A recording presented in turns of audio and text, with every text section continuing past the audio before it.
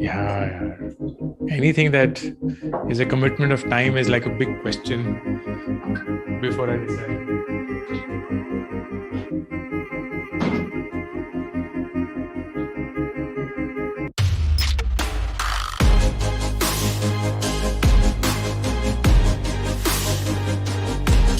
Sounds good, man. Where are you based out of? Nice. Delhi NCR, Faridabad, to be precise. You know what? Yeah. And you grew up in Mumbai?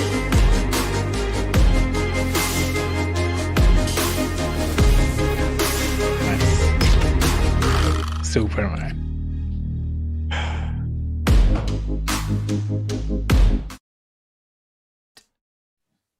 I think we're live. Awesome. That worked. The miracle of technology. Thank you so much, Ankur, for joining in. This is episode 8 of the Sid Warrior podcast. How are you doing? I'm very well, Sid. Thank you so much for having me. It's a pleasure. After the first 7, I was elated to be the 8th one. Looking at the list of the 7, like, whoa, that's a big list to follow. I've been very fortunate to have some amazing guests, and the legacy continues with this one. No, you're being very kind. I'm just happy to be a part of that, somehow sneaking in. I'm going to quickly check if everything is okay. Sure. All right. So, okay, Ankur's voice is echoing. All right. Okay, 1 second. Ankur, can you just say something? Check 1 2. Check 1 2. Sid Warrior podcast. Echo. Okay. Why is would it? That be? Hold on. Should not happen. Okay. Let me check something. Let me do one thing. Okay. What about now, everyone? Is it better? Check 1 2. Check 1 2. Check 1 2. Yeah, it should be okay now. I've just changed the mic setting. All right. I hope that it's going to be all right. I think what I'm going to do is I'm also going to record it on my side so that I can just upload it later. All right. Perfect. It's good. Good. We're good to go. Ankur, I have so many questions for you, and I have to figure out a way to concise them all into 1 hour. So that is going to be my biggest challenge right now. But let's just get it started on a brief note of your journey. So that's 50 minutes gone. No, I'll make it brief here. I love the fact that I find it very hard to introduce myself, which is exactly how I would have liked it, because it's hard for me to bucket myself into one entity. I like to think of myself as an entrepreneur because that's what I've been doing for the last 11, 12 years now.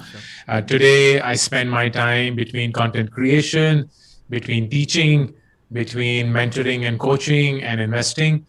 And this has been a completely undesigned, not orchestrated journey. I was much like your neurology. I was meant to be an astrophysicist and be a scientist somewhere. And I was doing my PhD, realized I didn't want to do it, quit all of that, did a complete U-turn in life. And for the last 15 years, just been having the joy of my life. I actually read about your journey. I read about your PhD and then the sudden U-turn that you took. And I'm both curious, impressed. I find that a very exciting thing because I feel a lot of people kind of want to do that because this linear education takes them down this road to a certain point and then they start realizing that, oh, this is not really what I want to do. And the fact that you've actually done that, what was that tipping point that made you change?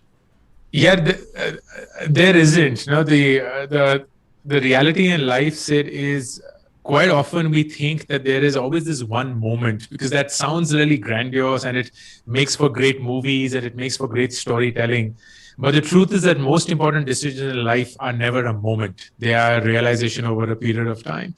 That was definitely the case for me when I was a PhD student in the US. The first 2 years, I began to realize it was something that I was good at. It came naturally to me. Physics was something that I was extremely fond of, and I just got it intuitively. But because I was good at it, I had been lying to myself all these years that this was something that made me happy. But that wasn't true. It wasn't something that made me happy. I was just good at it. And there are lots of things that you're good at, but it doesn't necessarily make you happy. And that was a striking revelation, because as I had these conversations with myself and this dawned upon me that you can be good at something but not happy doing it, it was that moment that you can classify as an aha moment. But there was never a day and an hour where it's like, oh, chamak gaya, like this is it. Like it was never that. It was just long drawn and almost painful at that point of time. Wow. But I'm glad that when it was obvious, I didn't hesitate to make that decision. For me, I find, so everybody looks for their own story in everyone else's story. So when I read yours, I try to find parallels with mine, and I'm sure everybody in the chat also looking to do that. So I have been in this line of medicine for the last 15, 20 years. I decided, I don't even remember when I decided I want to be a doctor, but I somehow found myself doing medicine. And it was only after, it took a pandemic, basically, for me to look outside and think, okay, what else can I do with my time? And the last 1 year has been that U-turn. Although I haven't left medicine by any means, but I find that I'm drawing some inspiration from what you are doing in the way that you're creating content. Yeah. Awesome. Okay, so first of all, I'm just going to check again. There are a couple of people who said that the echo is still persisting. Okay. I think they can hear you well, but there is an echo. So give me 30 seconds. I'm just going to cross check. Sure. Take your time. Yeah. Chat, just help me out here. I'm going to do some changes and then you can tell me if it's okay.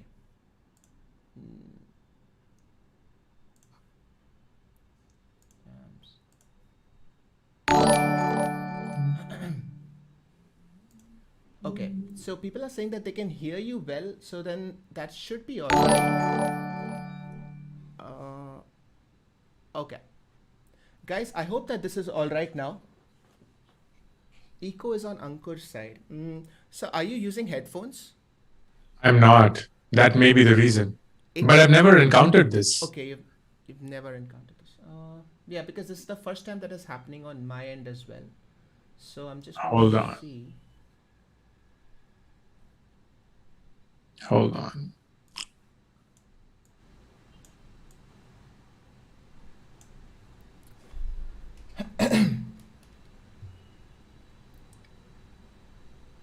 It's still okay. It's still robotic. That is strange. We are going to robotic. Okay. Okay. Ronak is saying it's all good now, guys. If it's even reasonably well, and if Ankur's voice is audible, then let's just go ahead with it, because then I'll be recording the whole thing and I'll put it up as a separate video if that helps. This meeting is being recorded. All right. Maybe multiple mics are on. Okay, that I don't think so. That's not a possibility. No. There's just one that I know for. We can hear him. It's fine. All right. I think, sir, we can just go on, Ankur. Yeah. Okay. It's clearly audible but echoing. All right. It's on Ankur's side. Yeah, I think it's all right. We'll just record it and I'll put it up there as a whole new video and all of you can get to watch it again. Yeah. We can manage. All right. Chat is very understanding. All right. Ankur, shall we continue? Yes, absolutely. All right. Perfect. Now, the reason that I wanted to call you on is this overlap between psychology and money. So I've heard you talk about this a lot in your IG lives, in your videos. There is this recurring theme of be aware of what is on your mind, be cognizant of how you think. When did this idea come about that psychology and money are closely interlinked? I think that idea had always been there in my mindset. I am a very ardent student of just human psychology in general. I don't know where I got it from, frankly, and I don't know what attributes to this, but I am intently curious about why people think the way they do, what molds them, their upbringing, their experiences. Why are so many people risk loving? Why are so many risk averse? Why do people look at religion with a certain angle and some people just don't? Why do people treat money the same way, and so on and so forth?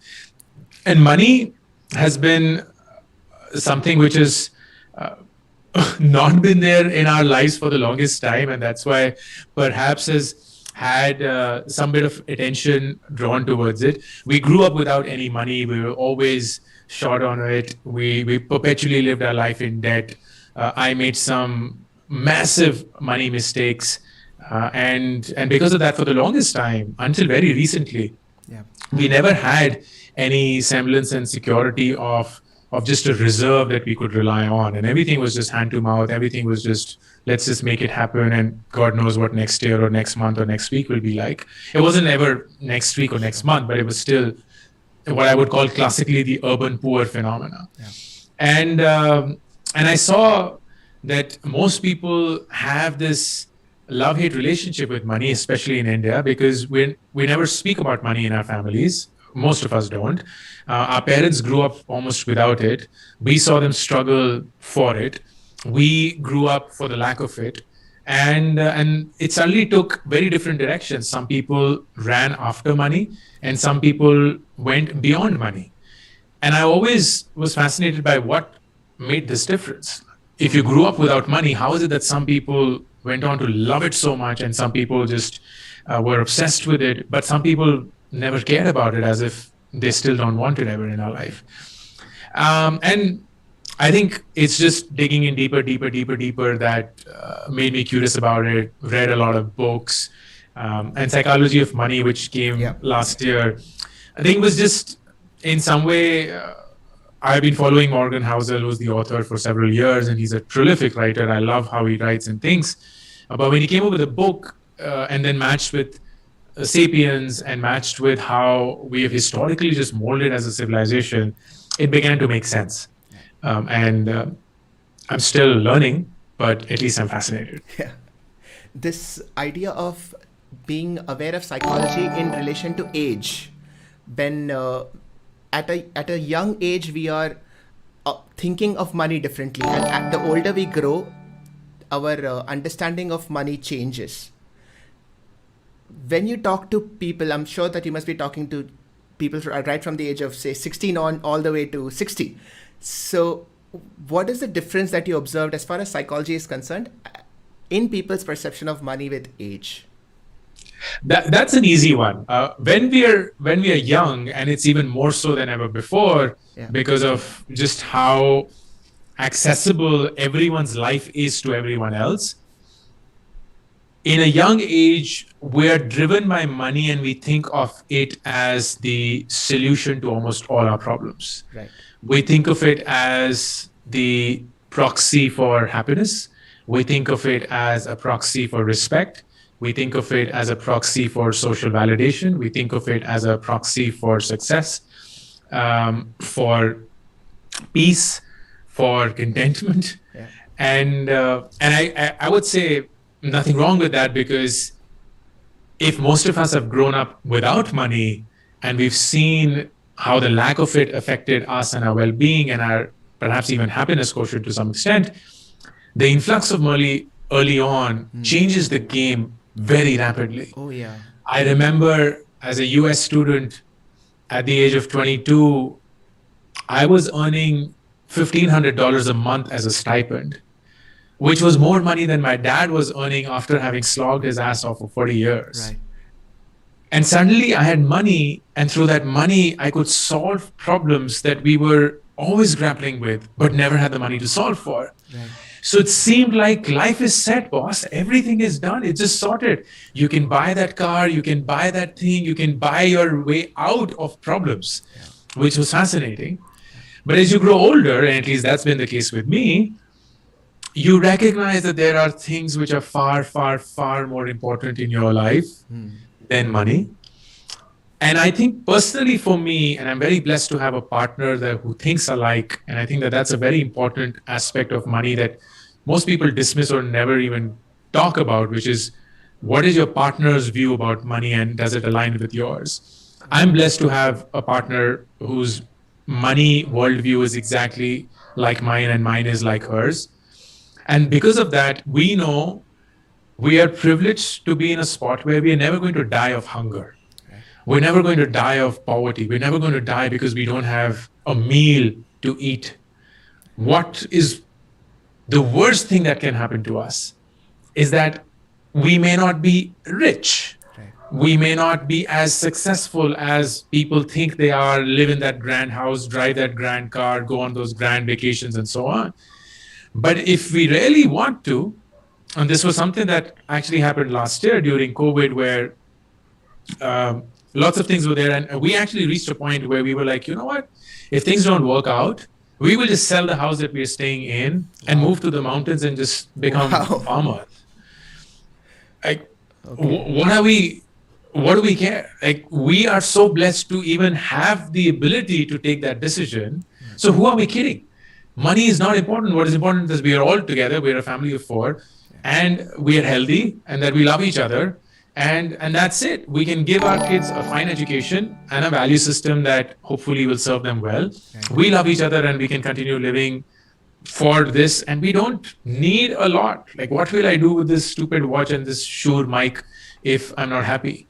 And I think that wisdom has just come in and made us so much more content and at peace with just where we are in life. So what I find interesting is that somehow this perspective might actually make you a better investor. Is that true? What it does is it gives you risk capital, which is unprecedented. What does that mean? So the big thing about investing is how much is the capital that you're willing to put at risk.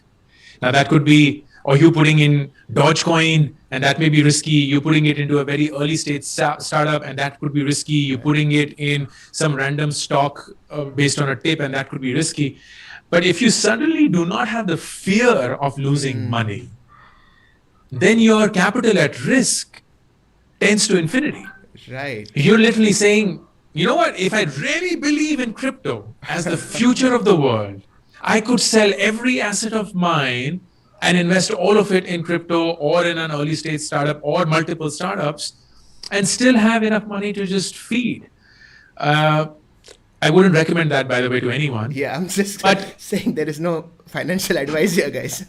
There is none. But this is the strength at which it can go. Right. And that's what happens when you look at billionaires who are so comfortable giving away almost 100% of their wealth to a foundation, to charity or whatnot. It's not that they're mavericks. It's not that Azim Premji is bitten by a dog, that he's going to give away 97% of his wealth and create one of the world's largest foundations. It's just the fact that his capital at risk tends to infinity. He recognizes as a wise individual that he doesn't need a lot to survive, to live. And once he's gone, there's nothing left. So he might as well deploy that for something that people will say is immensely risky, which is trying to change the world through a foundation. But he's like, you know what? That has a far, far bigger impact than me buying another jet. It's it's an incredible paradox that the less you need, the more you can earn, or the more you can have. It is. Life is full of paradoxes, which is why I love it. Like every tough question is going to be a paradox to answer. And this is what Naval Ravikant says, and I so believe in what he says that. Yeah. In fact, after listening to Naval, I've almost coming to the realization that unless you can spot the paradox, you have not completely understood the question. Exactly. So true, man. So true. When I was thinking about how jobs are changing and how people's mentality is changing, I thought of this thing that most kids now who are born today might end up working for jobs that haven't been invented yet. Now, this is unprecedented. None of our previous generations had to grapple with this. So in such a scenario, when we're talking of risk, when we're talking about planning for the future, what would you say, or what would you advise children who are growing up with this kind of future? Where what are you planning for exactly? That's a great question, man. And I often think about this. I think I have an answer. It may not be the right one, but you're right. The world's changing, and it's changing so rapidly that there is no way one can plan for what's going to happen next.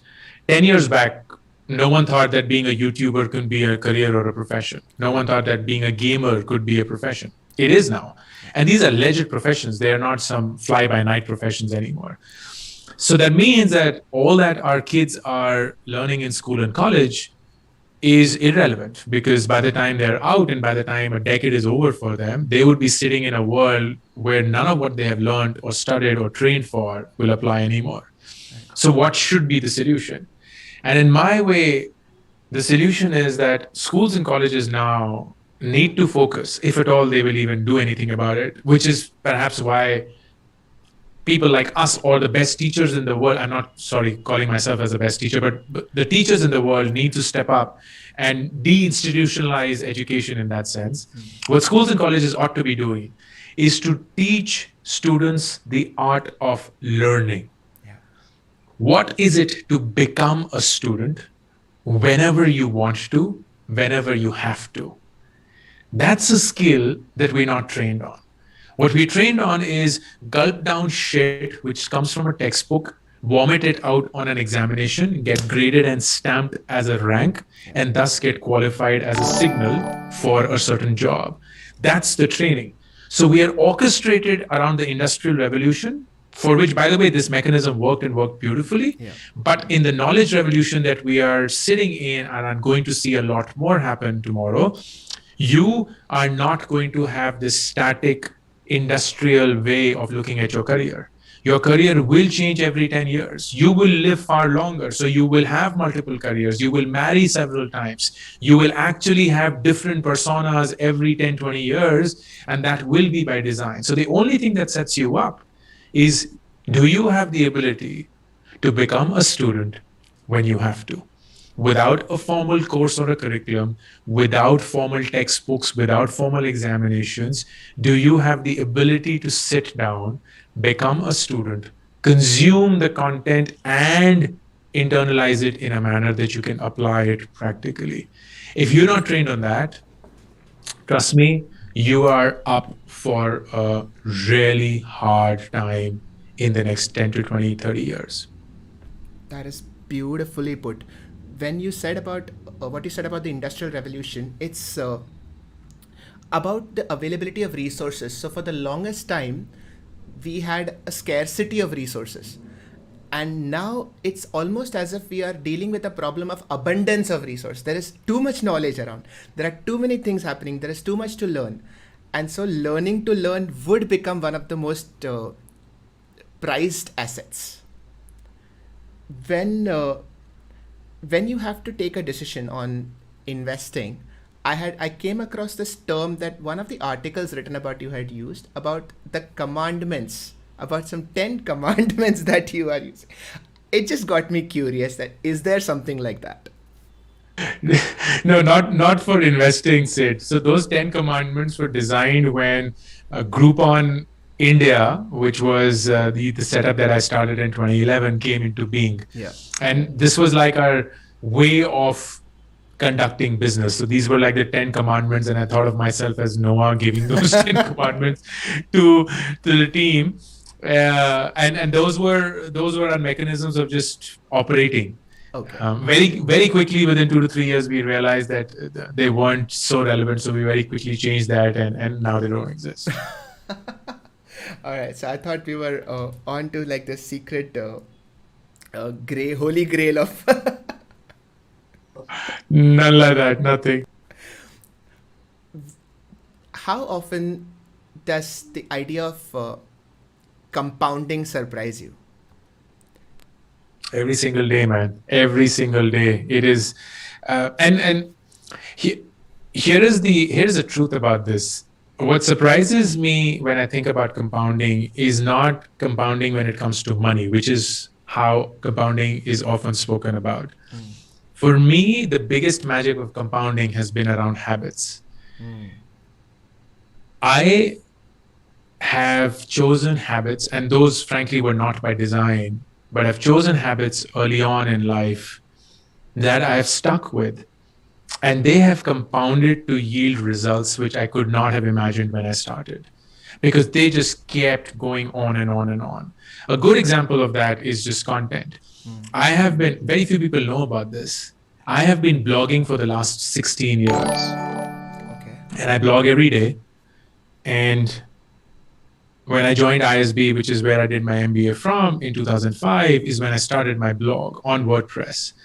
And that blog continues. You can actually go back to 2005 and read what a crap of a blog did I write, and how I was just completely incoherent back then, did not know how to even write structure to sentences together. But the fact is that all of that has yielded to me now being comfortable with storytelling, understanding what kind of stories appeal to people, in what manner, when, and why. And that has just made me a richer individual in my perspective when I engage with audiences. And that writing habit has then manifested itself into a reading habit. And that has manifested itself into a note-making habit, which has manifested itself into application of notes and orchestrating them to have a way of creating and organizing these notes that they can be helpful for you when you want them.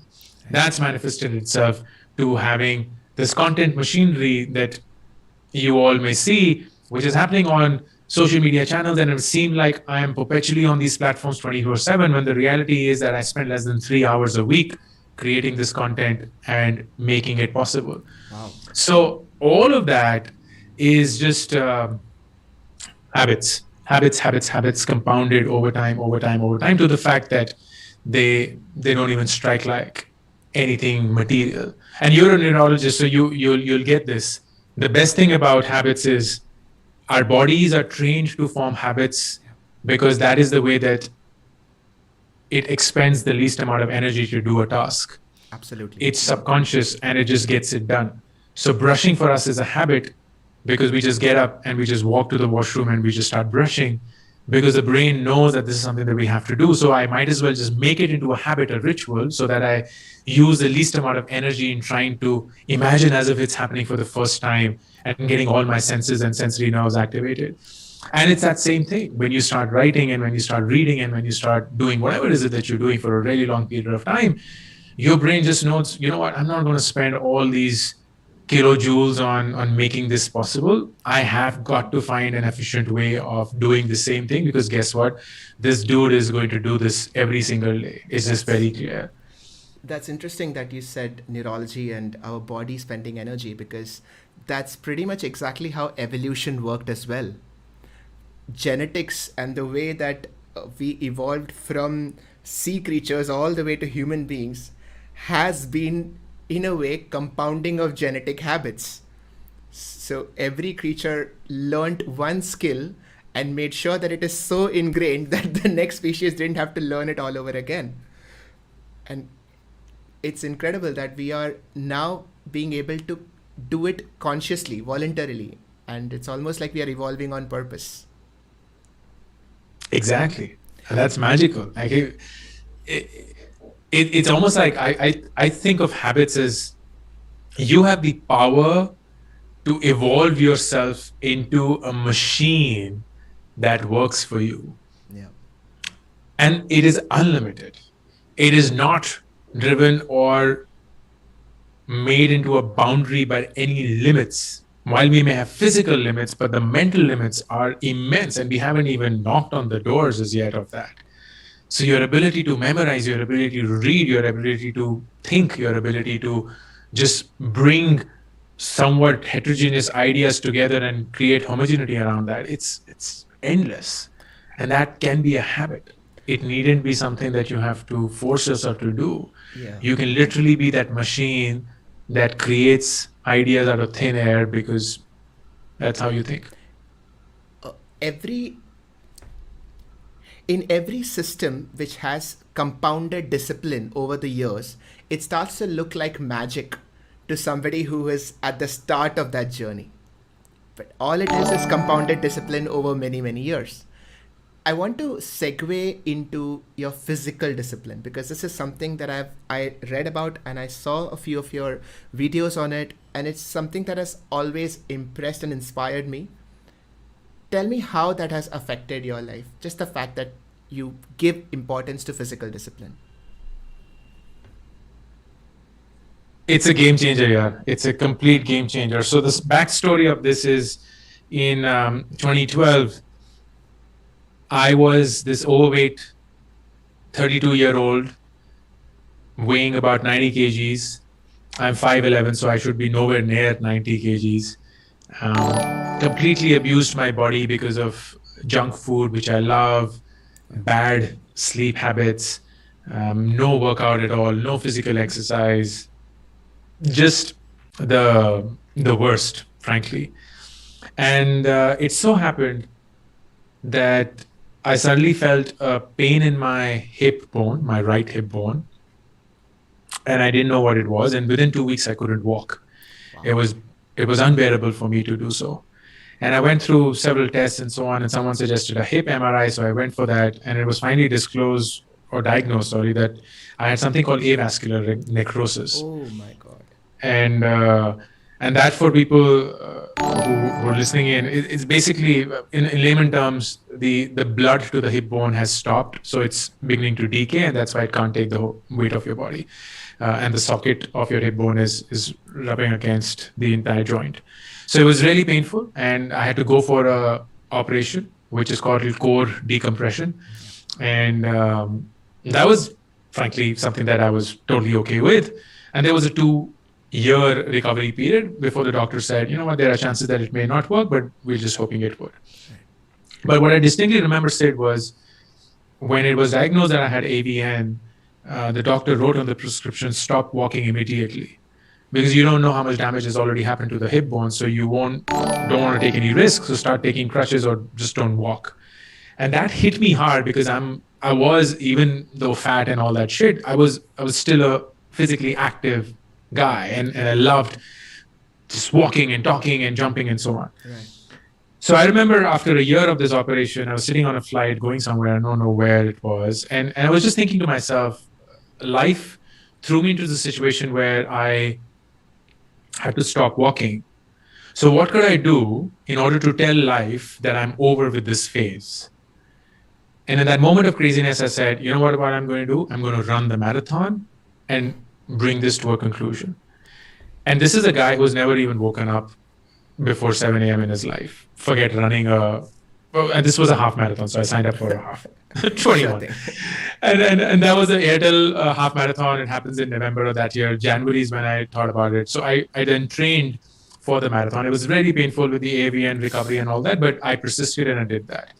And until the day of the marathon, which is 21 kilometers, I had never ran more than 14 kilometers as a stretch, because that was the maximum practice that I could do or withstand. So I didn't even know whether I'm going to complete that marathon or not. And on the day of the marathon, for those who've run a marathon, they would know, you're given 3 hours to complete. And this is a 21-kilometer one. So basically, even if you're pacing at 7 kilometers per hour, you'll finish the marathon. Yeah. And 7 kilometers is like brisk walking. It's not even running. Yeah. So I finished the marathon in 2 hours and 46 minutes. And I thought I would be really happy, but I felt like I cheated, because it was like, you know what? I could have just gotten up and still finished the marathon. I didn't need to practice. I didn't need to train. And I was so disappointed in myself. I was like, okay, what is it that I can do for which I will have to train myself? Like, there's no showing up one day and claiming victory. I have to do that every single day, because that's the only thing that works. And another moment of craziness, I said, at the age of 33, I'm going to get 6-pack abs. Oh my God. And this was when I was weighing 88 or 87 or so. So for the next 5 months, I trained like a warrior. I changed my diet completely. I exercised like nobody's business. And within 6 months, I had dropped to 69 kgs, body fat of like 9%, and I was ripped. I was completely at the best of my ever physical appearance. And that was it. That there was no coming back from that, ever. So Yeah, I'm just in love with the physical transformation that happened. I go on record saying that I got a second life, and I'm so glad that I got AVN, because if it wasn't for the case, today I might just be suffering from cancer or some shit. My God, this is like a pep talk for everybody listening. Because I feel like there is a voice in my head that's been telling me to do things, and from now on, it's going to sound like you.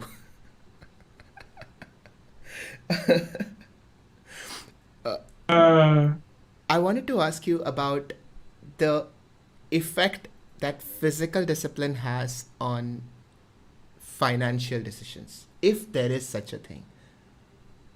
It is, man. Being fit and being wealthy are things that you can't buy. You can't buy a fit body. You can't even maintain a fit body without putting in that discipline. And you may not have the means to make money, you may not have the means to multiply money, but we all have the means to be physically fit. We don't require anything, nothing. Like, we don't require a job, we don't require an education, we don't require anything. We are physically born as fit, and then we skill ourselves and screw ourselves over to become the versions of who we are. But if we were to be disciplined about it, it will just show up in the fitness that you would have. And I think that level of discipline, commitment, intensity, and most importantly, knowing that there is no one in the world that you can blame for not being fit. There is no one that you can blame for not making it. And if you do get fit, there's no one who can take credit for it except yourself. So you are like this one-man, single-player game when it comes to physical fitness.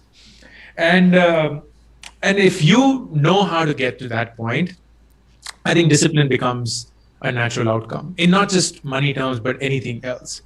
And that's the same thing. If you can win the lottery and become rich overnight, but for you to be wealthy is a completely different thing. It is not about being rich. It's not about having money. It's about having money that works for you to the extent that you have control over your time, because that's the only thing that money truly gives you, freedom over your time. But you're not going to get that if you're not disciplined about it. I was thinking of how discipline can be a transferable asset. So you figure out discipline in one area of your life, whichever it is, and you'll find that all other areas sort of fall into place. And when you talk to me about physical discipline, that's what I think of. It is also like yawning. Discipline, I believe, is contagious. Yeah. Here's something that I would encourage all of you to think about. You will very rarely find a couple with diametrically opposite physical fitness levels. You will rarely find a family with diametrically opposite physical fitness levels. Either all of them are healthy or all of them are not. Yeah. And it's very hard to escape. It's very, very hard to escape that your partner or your parent is getting up at 6 a.m. and going for a run or playing a sport and so on, and you're still in bed till 9. It becomes hard. You may resist it for a month, 2 months, maybe have some days, and that's fine.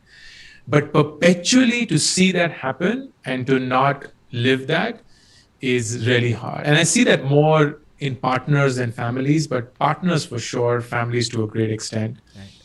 And I feel that discipline is actually contagious.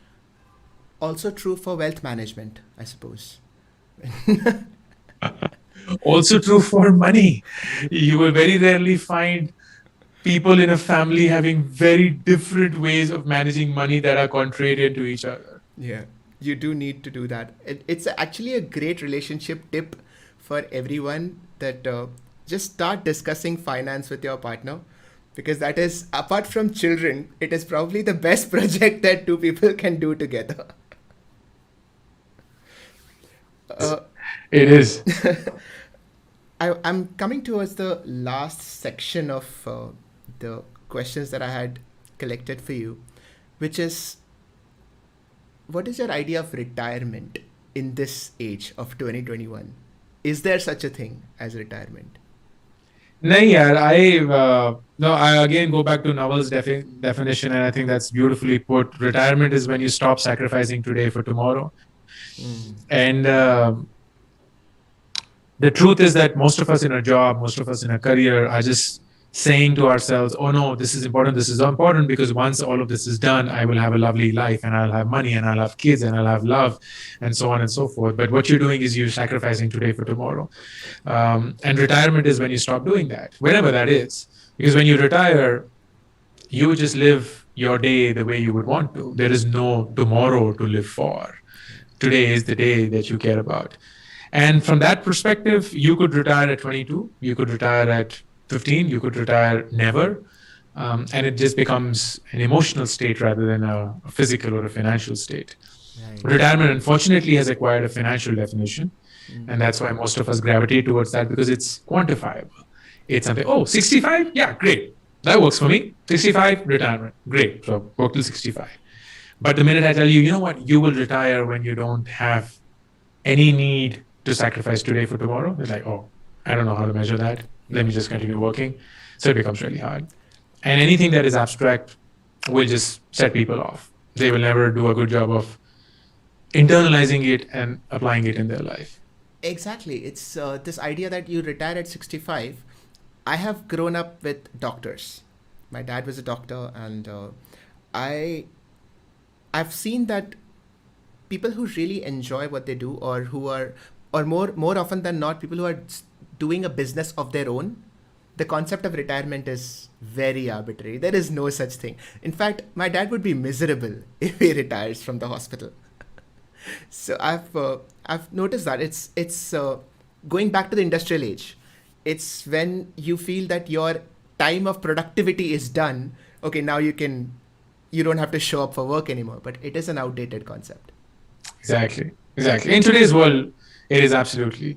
People could very well retire at 25 financially because they don't need any more money to live, but they still may work for the rest of their life, either because they're chasing it or because they're actually doing something that they love, in which case it doesn't feel like work for them.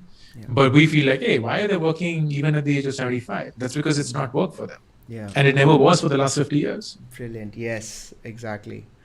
I've going back to what we said about how things are changing so much.